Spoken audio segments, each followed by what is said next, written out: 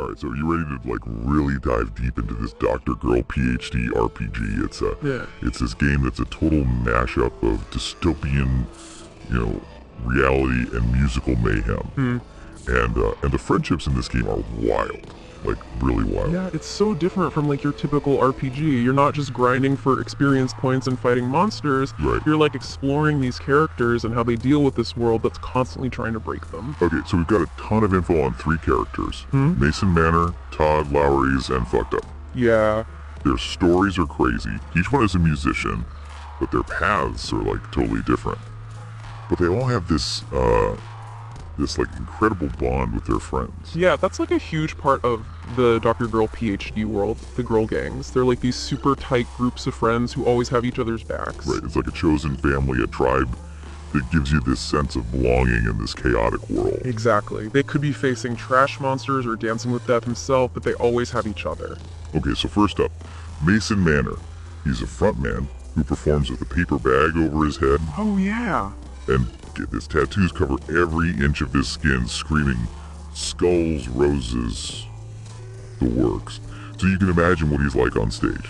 It's interesting though, because even though he looks intimidating, he's known for being incredibly kind and loyal. Oh yeah. He'll give his last dollar to someone in need or spend hours fixing a stranger's broken record player just to make him happy. So it's like he's this tough guy on stage, but a big softy off stage. Totally. And that paper bag, it's not just a gimmick. I was gonna say it's gotta be more than that, right? It's like a symbol of freedom for him. Like he can shed society's expectations and just be himself without being judged by how he looks. Wow, that's really deep. Yeah. Okay, next we've got Todd Lowry's. His story is wild. He goes from being a professional wrestler to an experimental musician. I know. And it all started because he got this shoulder injury that ended his wrestling career. He went through this dark period, but eventually found his way to music. And his music is intense. Like dissonant riffs, screeching metal, the kind of stuff that melts your face off. It's like he's taking all his pain and turning it into sound. Yeah. But even with all that intensity, he's really loyal to his girl gang. They're like his anchor in all the chaos. That makes sense. Okay, and finally, we've got Fucked Up. He's a DJ, but like a sonic shaman, guiding his listeners through these psychedelic soundscapes. He's all about pushing the boundaries of music, exploring those uncharted territories of the mind. Yeah. And what's really cool is how he uses psychedelics, not recreationally, but as tools to expand his sonic consciousness.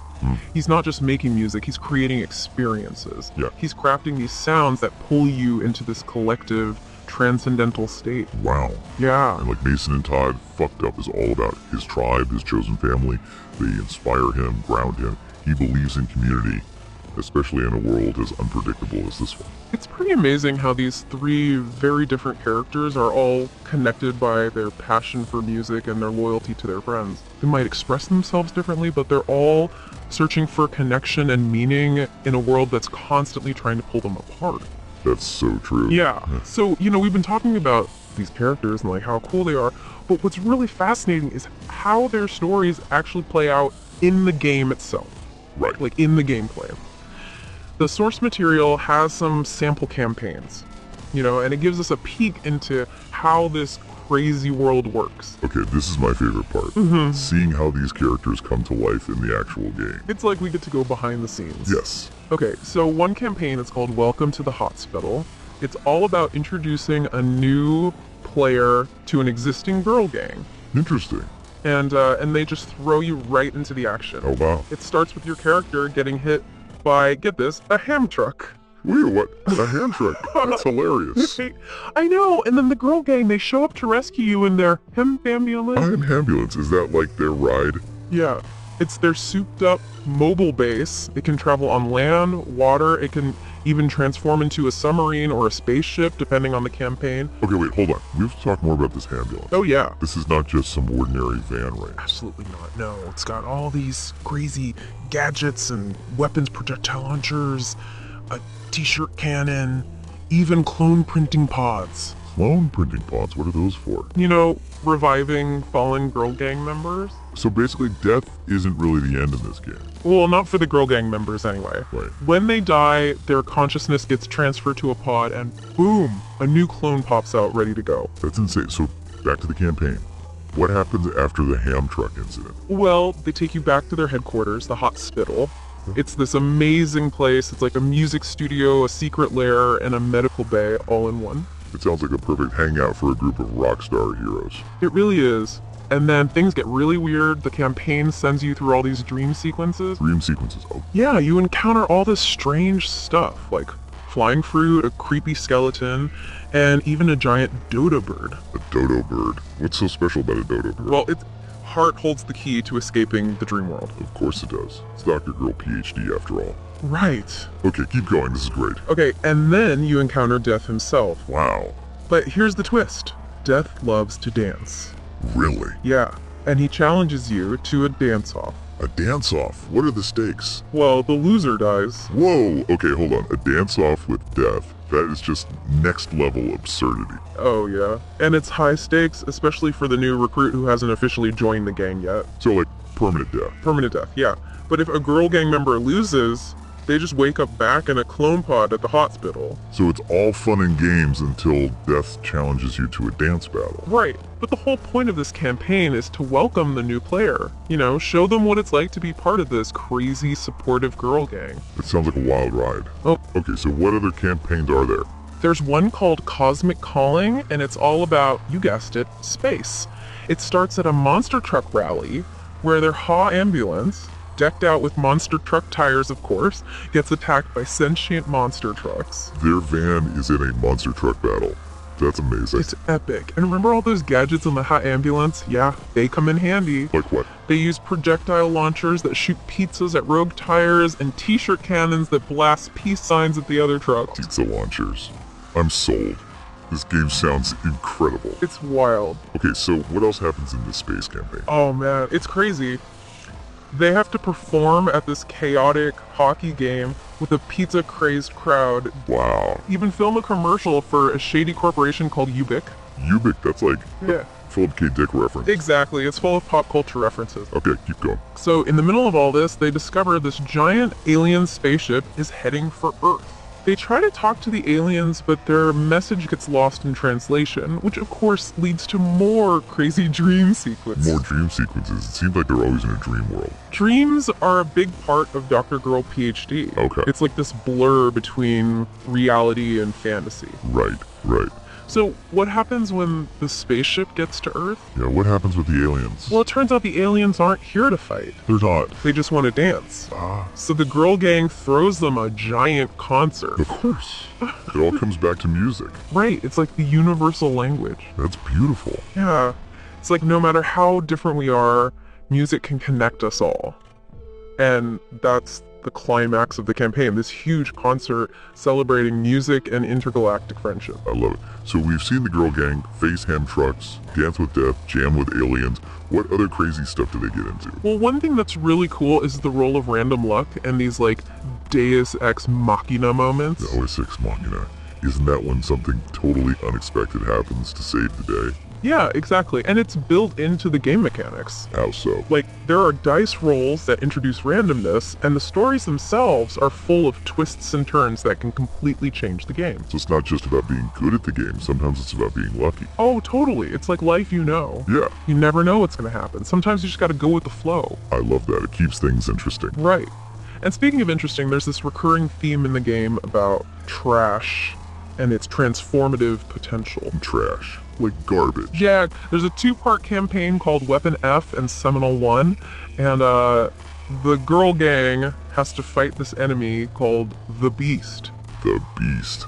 What is that, like a giant monster made of trash? Pretty much. It's this massive blob of garbage diapers, metal, all kinds of gross stuff. It terrorizes the city, leaving a trail of filth and destruction. That sounds terrifying and disgusting. How do they fight something like that? At first they try to attack it head-on, but they realize that's not going to work. Oh no. It's like this shapeless thing. You can't just punch it and expect it to go away. So what do? They go on this quest to find a way to defeat it, and they end up at this ancient library called All Books. Makes sense. Huh? A library for a trash monster problem. Right. They find a comic book in there that has the key to defeating the beast. Okay. But there's a catch. It's written in code and it needs magic to decipher it. So it's a job for fucked up. The DJ. Exactly. The girl gang uses all their skills, including fucked up sonic magic, to unlock the secrets of the comic book. What do they find out? They need to find The mummy. the mummy, like an Egyptian mummy. That's the one. Apparently he's the only one who can defeat the beast, but nobody knows where he is. Okay, this is where things get really weird. So they go on a quest to find the mummy. Yep. And their journey takes them through these scorching deserts. They encounter melting snacks, roadblocks, who knows what else. Sounds like a crazy road trip. Oh yeah, a chaotic one. So do they find him? Eventually. But he's not what you'd expect. He's obsessed with early 2000s nostalgia and wants to be bribed with cold snacks. A mummy with a sweet tooth. Okay, this is amazing. Yeah, and get this. Once they've bribed him, he tells them how to defeat the beast. They have to have a dance-off. A dance-off. With a giant trash monster. Yep. They have this epic dance battle, and with the mummy's magic, they weaken the beast. So does the trash monster dance. Not really, but the girl gang's dancing is so powerful that the beast just falls apart and turns back into regular garbage. Wow. That's a pretty cool way to clean up the city. Right, it's all about the power of music. But wait, there's more. The story continues in the sequel campaign, seminal one. The world is covered in this green fog, and there are zombies everywhere. Zombies. That's a new twist. And guess who's the king of the zombies? Is it the mummy? Yep. He was elected king thanks to all the new zombie voters. A mummy king. This is the best. I know, right? So, it turns out, the mummy's been making this weird milk stuff called Ozlak that turns people into zombies. Ozlak. What is that? It's made from bone dust and magic. Gross. The girl gang has to stop him, right? Right. They start spreading the word about Ozlak and what's in it. They even create a jingle about it. I bet that jingle is catchy. Oh, it is. But the mummy doesn't like it and takes them to court for slander. A trial. With Yeah. a mummy king. I can't even... It's amazing, right? And of course the trial ends with another dance-off. Another dance-off. That is the best thing I've ever heard. It's epic. In the end, the girl gang wins, the mummy runs away, and the world is safe from Ozlak and the zombies. It sounds like these campaigns are all about music and friendship, like overcoming anything. Absolutely. They show you that even in this crazy world, there's still hope and connection and the power of music. It's crazy how these campaigns just like throw all the rules out the window. I know, right? It's not about winning or losing, it's about embracing the weirdness and just going with it. And finding those unexpected solutions. Like, you never know what's going to happen next. Exactly. So we talked about the girl gangs and how the characters rely on those friendships to survive, but what about the relationships between the main characters, like Mason, Todd, and Fucked Up? How do they interact with each other? Yeah, that's a good question. Well, there's this scene where Mason is trying to write a new song, but he's totally stuck. He's got writer's block. So he ends up wandering into Todd's recording studio, which is basically this crazy junkyard of instruments. Okay, I can see that. And Todd's music is, well, it's Todd. Chaotic and loud, totally different from Mason's style. Right. Todd just keeps doing his own thing, making all this noise, and it's like, it both freaks Mason out and inspires him at the same time. It's like Todd's wild energy, his no-rules approach to music. It kind of unlocks something in Mason. Exactly. And later, Mason finally writes this awesome song, and he says it's because of the sonic storm that Todd created. Wow, that's pretty cool. It's not about teaching or mentoring. It's just this unspoken creative energy between them. Yeah, it's like an unspoken mentorship. And you see similar connections between Mason and Fucked Up, too. Remember how Fucked Up uses those special drinks for his music? You mean the psychedelics? Yeah. He's like a sonic alchemist? Right. Well, there's a story about Mason trying one of Fucked Up's sonic brews before a show. Really? Mason doesn't seem like the type to do that. I know. It's surprising. Yeah. But he ends up having this incredible performance. Like, he's never played better. So it wasn't a bad trip? No, not at all. He said it felt like he was channeling the music, not just playing it, like he tapped into something bigger than himself. So Fucked Up, even without meaning to, helped Mason reach a new level with his music. Exactly, and I think that's a big part of drgirlphd, these small, subtle connections that influence the characters. It's not always obvious, but it's there. It's like, we affect each other in ways we don't even realize. Totally. And it makes you think about how important those relationships are. Yeah. Like these characters could be fighting monsters or whatever, but they always have their friends. They have their girl gangs. It's such an important part of the game. It's a good reminder for all of us, really. Like, even in a crazy world, We need people we can count on. Totally. And it's not just about having someone to lean on, you know? Those friendships often play a big part in how the game's stories are resolved. That's so cool. It's like the game is saying, good things happen when you're a good person. Right. And it's not just luck. It's making your own luck. Exactly. You choose to be kind, and those choices can have huge effects later on. It's like, even in a world full of chaos, we still have the power to make things better.